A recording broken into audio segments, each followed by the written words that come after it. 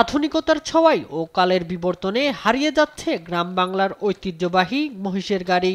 তবে ব্যতিক্রম দিনাজপুরের ফুলবাড়ী উপজেলার নন্দলালপুরের কৃষক এনামুল হক। বাপদাদার সময় থেকে চলে আসা মহিষের গাড়ি ব্যবহার করে কৃষিকাজ করার রেওয়াজ চালু রেখেছেন এই যুগেও। মহিষের গাড়ি ব্যবহার করে জমি চাষ, ধান কাটা বহন সহ সব কৃষিকাজ সেরে ফেলেন এনামুল।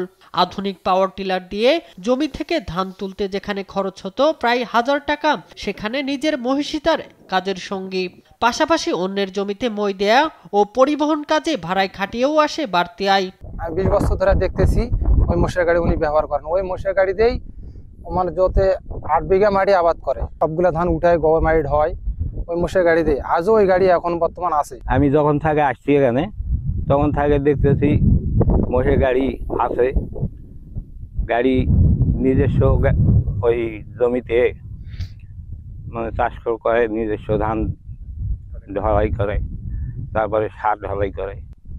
এই গ্রামে বর্তমানে এখন একটাই গরু গাড়ি। মহিষের গাড়ি পরিবারের ঐতিহ্য জানিয়ে এনামুল বলেন, এই পুরনো পদ্ধতি তাকে বেশি স্বাচ্ছন্দ্য দেয়, লাভও বেশি হয়। আমার 10-12 বিঘা জমি, 10-12 বিঘা জমিতে আমি ধান তুলি। ধান তুলে আমার দেখা যায় আমার বাইরে কোনো টাকা দিতে হয় না। আমার মোষ গাড়িতেই টাকা, ধান আমার উঠে গেল, মোষের গাড়িতে আমার টাকা উঠে গেল। আমার মোষ 1 বছর বা 1.5 বছর আমি মোষ পুষলাম, মোষ পুষে মোষ বিক্রি করলাম, বাচ্চা কিনে আনি, ছোট বাচ্চা কিনে আনি পিতৃ পালন করে 1-1.5 বছর দেখা গেল আমার মোষ 1.5 লাখ দিয়ে কিনলাম, এই মোষ আমার 4 লাখ বিক্রি হলো।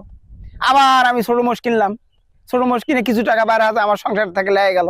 আধুনিক যন্ত্রের ভিড়েও একটি পরিবারের ঐতিহ্য টিকিয়ে রেখে কৃষিকাজে সফল হচ্ছেন এনামুল হক। তার হাত ধরে ফিরে আসছে গ্রামীণ কৃষির পুরনো ঐতিহ্য, এমনটাই বলছেন স্থানীয়রা।